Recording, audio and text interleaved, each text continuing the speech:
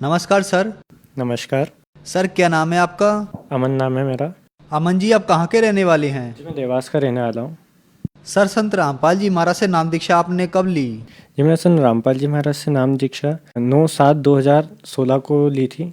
Sir संत रामपाल जी महाराज से नाम दीक्षा लेने से पहले क्या आप कोई भक्ति साधना भी करते थे? ये दामाखेड़ा में हम 18 साल से थे वैसे। वहाँ पर क्या जो नाम दीक्षा दी जाती थी, क्योंकि हमने कबीर पंथ को जाना था। हम ये चाहते मोक्ष ही हमारे लिए मेन उद्देश्य था कि मोक्ष कैसे मिलता, मानव जीवन मिला है तो भक्ति हर कोई करता है। तो फिर हमने बहुत सारी किताबें पढ़ी तो उसमें पता चला कि मोक्ष सिर्फ कबीर पंथ से ही मिलेगा। तो कबीर पंथ सब में फेमस तो दामाखेड़ा था, एक तरह से मशहूर भी था उस वक्त।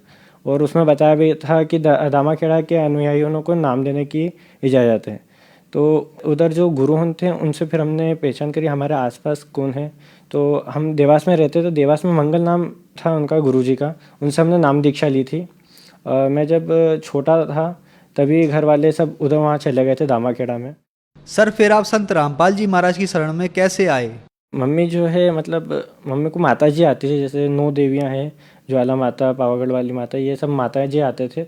और मम्मी बैठक करती थी। हम लोग हमारे घर में मतलब बैठक इतने लंबे टाइम तक चलती, 9 घंटे तक कंटिन्यू बैठक चलती थी।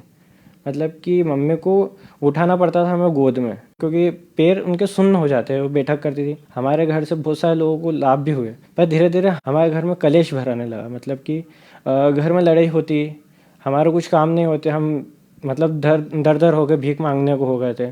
मम्मी बैठक करती, जितने भी आते हैं उन सबके तो अर्जी पूरी होती।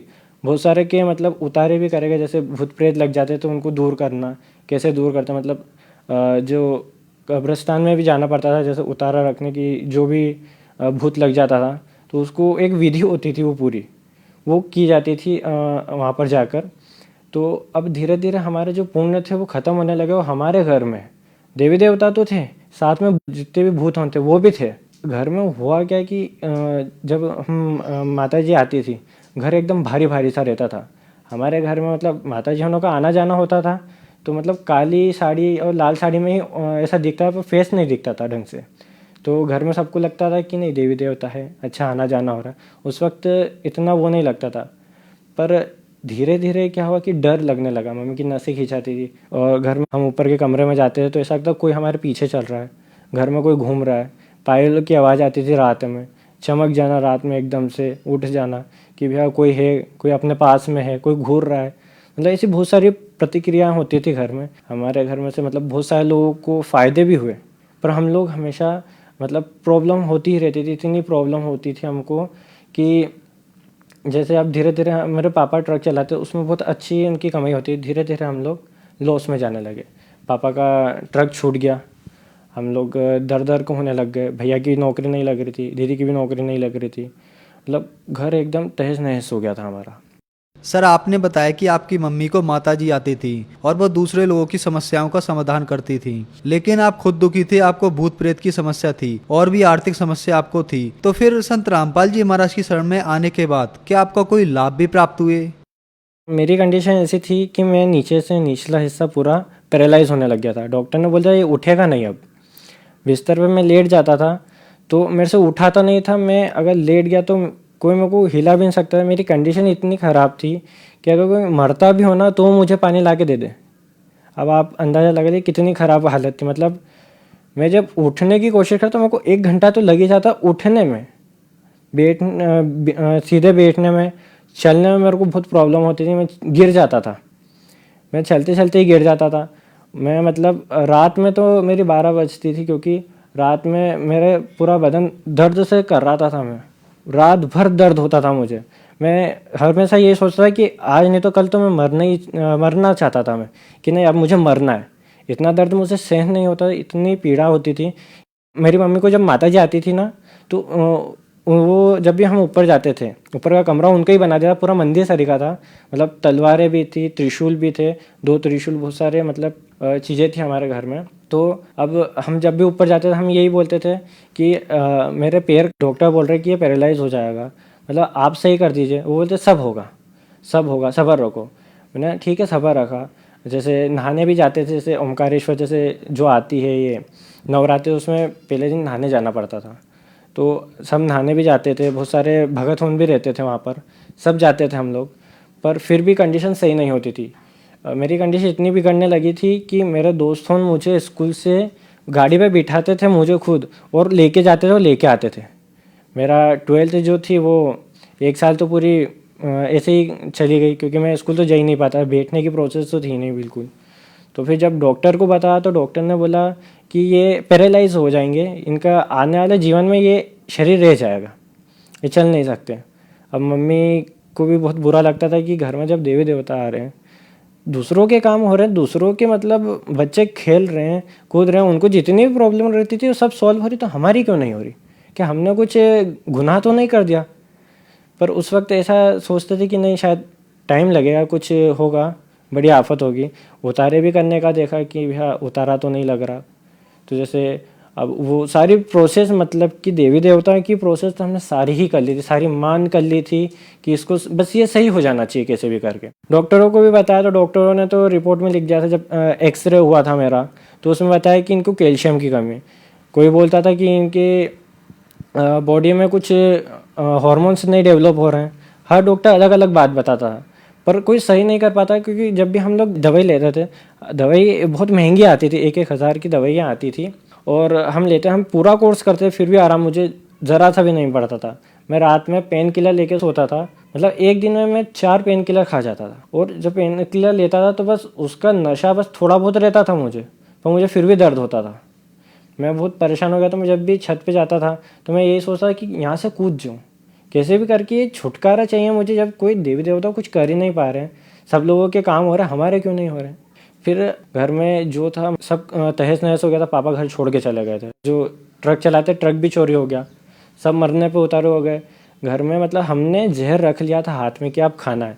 तभी हमारी मौसी जो संत रामपाल जी महाराज की शिष्य हैं, उनका पूरा परिवार जुड़ा हुआ है, तो उनने हमको बताया, उनसे जैसे घर बनाया था हमने तो कर्जा ले रखा था बहुत सारा, तो वो हमें रोज़ फ़ोन लगाते थे कि नहीं हमारा कर्जा दो, आपने पैसे लिया, आप हमारा कर्जा दो। अब मौसी से भी हमने ले रखा थे, तो मौसी का जब भी फ़ोन आता था तो हम लोग सोचते थे, बात तो करते थे पर उन्हें क्या बोले, उनको बताते कि भैया ऐसी हालत है। फिर मौसी एक दिन घर पे आ गई, उस वक्त हम जहर ही खाने वाले थे। फिर मौसी ने बोला कि तुम संत रामपाल जी महाराज की शरण में आओ, सब सारे काम सही होंगे।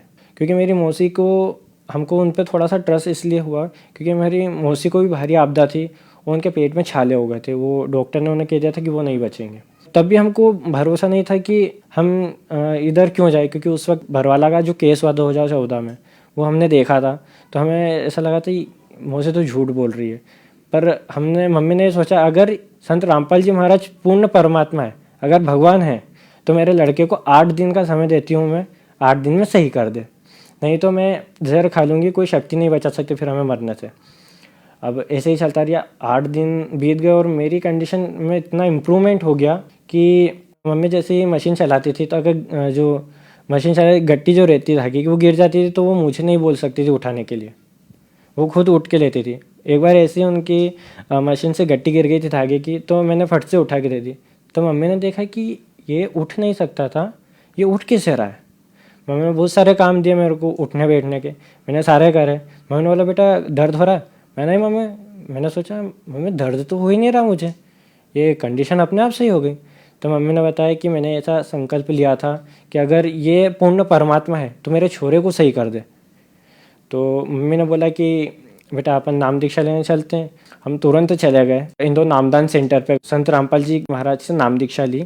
तो फिर संत रामपाल जी महाराज की शरण में आने के बाद क्या आपका कोई लाभ भी प्राप्त हुए? जैसे ही संत रामपाल जी महाराज से नाम दीक्षा ली, मेरे पापा भी घर में आ गए। 1 महीने के अंदर ही अंदर उन्होंने घर वापस आ गए वो कि नहीं मैं वापस से काम करूँगा। उन्होंने मैजिक चलाना शुरू करी, वो ट्रक चलाते थे, उन्होंने मैजिक चलाना शुरू करी। और फिर मेरे भैया की भी नौकरी लग गई संत रामपाल जी महाराज की दया से, और मेरी दीदी की भी नौकरी लग गई थी, जॉब लग गई। हमारे घर में अब धीरे धीरे ये है कि कलेश दूर होने लगा। कंडीशन ये है कि हमारे घर में जो हम दूसरे की गाड़ी चलाते थे, धीरे धीरे मालिक की दया ऐसी हुई कि हम हमारी खुद घर की गाड़ी हो गई, और हमारे घर में 2 गाड़ी 2 व्हीलर और एक 3 व्हीलर है जो अभी नई निकली है। तो मालिक ने इतनी दया बख्शी कि हम जहर खाने वाले थे, धीरे धीरे हमारा जो कर्जा था घर बना रखा था हमने, वो भी धीरे धीरे मुक्त हुआ। हम भूत प्रेत के चक्करों से भी दूर हो गए, और मेरी जो भाभी है उनको एक सबसे बड़ा लाभ ये हुआ कि वो जो प्रेग्नेंट थी तो डॉक्टर ने बोला था बच्चा जो है पेट में उसकी धड़कन नहीं है, मतलब 99% ये है चांसेस हैं कि बच्चा नहीं बचेगा, बच्चे की तो धड़कन ही नहीं है। तो मेरी मम्मी ने संत रामपाल जी महाराज से अरदास लगाई। जब 8 दिन बाद वापस उनकी जांच की गई तो उसमें पता चला कि बच्चा स्वस्थ है, नॉर्मल है, कोई डरने वाली कोई बात नहीं। और मालिक ने यही बहुत बड़ा चमत्कार करा था हमारे घर में। हम सब लोग ऐसे घर में बैठे हुए थे। एक बार मेरी मम्मी को भी संत रामपाल जी महाराज के दर्शन हुए, मुझे भी दर्शन हुए कई बार। अब मैं जो पैरालाइज हो गया था, अब धीरे धीरे पैरालाइज की प्रॉब्लम जब डॉक्टर को बताया तो डॉक्टर ने बोला कि नहीं, कभी कभार नसें ब्लॉक हो जाती है तो दर्द नहीं होता, इनको इसलिए दर्द नहीं हुआ। डॉक्टर ने, हमने फिर देखा कि बाद में दर्द तो शुरू ना हो जाए, तो उन्होंने बताया कि इसको कैल्शियम की कमी है। हमने ट्रीटमेंट करा, हमने डॉक्टरी इलाज भी करा। संत रामपाल जी महाराज की दया ऐसी हुई कि मुझे अब एक गोली खाने की भी ज़रूरत नहीं पड़ती पेन किलर, क्योंकि धीरे धीरे मैं सही होने लगा था। आप देख सकते हैं कि मैं अपने पैरों पे खड़ा भी नहीं हो सकता था, आज मैं अपने पैरों पे खड़ा हूँ। उस वक्त मेरी हालत इतनी ख़राब थी कि अगर कोई मुझे देख ले तो वो कहते कि ये जिंदा लाश है। मेरा जो चेहरा था वो इतना दुबला पतला हो गया था मैं कि डॉक्टर ने कह दिया था कि कुपोषण तो नहीं है, क्योंकि मैं इतना दुबला हो गया था। मेरे दोस्तों ने बोलते थे कि भाई देखना इसको, मतलब मेरे दोस्तों एक बैठते थे, दोनों के बीच में मुझे बिठाया जाता था कि कहीं ये गिर ना जाए चक्कर खा के, क्योंकि स्कूल बोर्ड थी इसलिए मुझे कोचिंग के लिए ले जाया जाता था। फिर मैंने मेरे दोस्तों को मना कर दिया क्योंकि मैं कभी भी गिर सकता, क्योंकि हालत इतनी अच्छी नहीं थी, बैठ नहीं सकता था। आज मैं अपने दोनों पैरों पे खड़ा हूँ, आज मैं सारे काम कर सकता हूँ संत रामपाल जी महाराज की दया से। सर, आपने बताया कि पहले आप बहुत ज़्यादा दुखी थे, परेशान थे, आप लोगों ने आत्महत्या करने की सोच रखी थी, लेकिन संत रामपाल जी महाराज से नाम दीक्षा लेने के बाद आपके सारे दुख दूर हुए और आप भी ठीक हुए। तो जो लोग आज आपको देख रहे हैं वो भी बीमार हैं या परेशान हैं, उनके लिए आप क्या कहना चाहेंगे? मैं उन लोगों को ये कहना चाहूँगा कि सबसे पहले तो वो सत्संग सुने, ये ना देखे कि संत रामपाल जी महाराज जेल में, क्योंकि आज हर कोई क्या देख रहा है, जेल देख रहा है, जबकि आज मनुष्य खुद 84 लाख योनियों में फंसा हुआ है, वो खुद जेल में है ना। वो जीवन में सुख दुख सब आ रहा है उसे, क्या वो सही है? आज इंसान को इतने दुख आ रहे हैं तो वो सही नहीं है। पर एक बार संत रामपाल जी महाराज के सत्संग सुने, सत्संग में ही आपको आपके सभी प्रश्नों के उत्तर मिल जाते हैं। मैं मानव समाज को ये बताना चाहूँगा, एक बार सिर्फ सत्संग सुने। सत्संग सुनने में कोई बोझ नहीं है, आप इंटरव्यू सुन सकते हैं लोगों के। हम लोग यहाँ पर इंटरव्यू दे रहे हैं तो इसमें ये हमारा स्वार्थ नहीं, हम आप लोगों को बताना चाह रहे हैं कि हमारे साथ जो लाभ हुआ है, क्योंकि देखिए दर्द जिसको होता है वो जानता है। तो उसी तरह आपको भी कुछ ना कुछ परेशानी होगी, हमें थी, हमारी सॉल्व हुई, हम चाहते हैं कि आपकी भी हो। तो उसके लिए आपको सिर्फ सत्संग सुनना, कुछ बड़ा काम नहीं करना। निःशुल्क पुस्तकें भी आती है संत रामपाल जी महाराज की, आप वो पढ़ सकते हैं, क्योंकि पढ़ने में कोई बुराई तो है नहीं और सुनने में भी कोई बुराई नहीं। तो आप सिर्फ एक बार संत रामपाल जी महाराज का सिर्फ मंगलमय प्रवचन सुनिए, आप सत्संग सुनेंगे तो आपको पता चला है कि क्या ज्ञान है, इतना लोग क्यों जुड़ रहे हैं इसमें, क्योंकि कोई स्वार्थ से नहीं जुड़ रहा, क्योंकि सबको पता है कि मानव जीवन मिला ही मोक्ष प्राप्त के लिए। संत रामपाल जी महाराज के शरण में आइए और उनसे नाम दीक्षा प्राप्त कीजिए। सर, हम आपसे एक क्वेश्चन पूछना चाहेंगे कि आपने बताया कि आप देवी देवताओं की पूजा करते थे और आपकी मम्मी में भी देवी आती थी। कुछ लोग कहते हैं कि संत रामपाल जी महाराज ब्रह्मा विष्णु महेश देवी देवताओं की पूजा छुड़वाते हैं, क्या ये बात सही है? संत रामपाल जी महाराज देवी देवता की पूजाएं छुड़वाते नहीं, उनकी पूजाएं करवाते हैं, शास्त्रों के अनुसार पूजाएं करवाते हैं, क्योंकि हम जो पूजा कर रहे हैं वो गलत है एक तरह से। और संत रामपाल जी महाराज पूरे ग्रंथों के माध्यम से हमें एक एक ग्रंथ खोल के बताते हैं कि देखिए इसमें यहाँ ये लिखा है, ये पूजा निषेध है, फिर भी हम कर रहे हैं। क्यों? क्योंकि हमें विश्वास नहीं हो रहा, हम ग्रंथ खोल के नहीं देख रहे। आज हिंदू इसलिए पीछे होता है क्योंकि उसने उसके ग्रंथ को ही नहीं जाना, कभी खोल के नहीं देखा। संत रामपाल जी महाराज शास्त्रों के अनुकूल भक्ति बताते हैं, इसलिए उनके सभी अनुयायियों को लाभ मिलते हैं। इस तरह मेरी मम्मी को माता जी आती थी, हम सब लोग देवी देवता की भक्ति करते थे, पर हमें उस वक्त लाभ नहीं होता था क्योंकि हमारी जो साधना थी वो गलत थी। फिर हमने जब संत रामपाल जी महाराज से नाम दीक्षा ली तो उन्होंने शास्त्रों के अनुकूल भक्ति बताई, जिस कारण आज हमें उन्हीं देवी देवता से लाभ मिल रहे हैं। इसलिए संत रामपाल जी महाराज शास्त्रों के अनुकूल ही ब्रह्मा विष्णु महेश की भक्ति बताते हैं, जो शास्त्रों में बताया गया है। सर, संत रामपाल जी महाराज से नाम दीक्षा कैसे ले सकते हैं? संत रामपाल जी महाराज से नाम दीक्षा लेना बहुत ही आसान है, निःशुल्क है।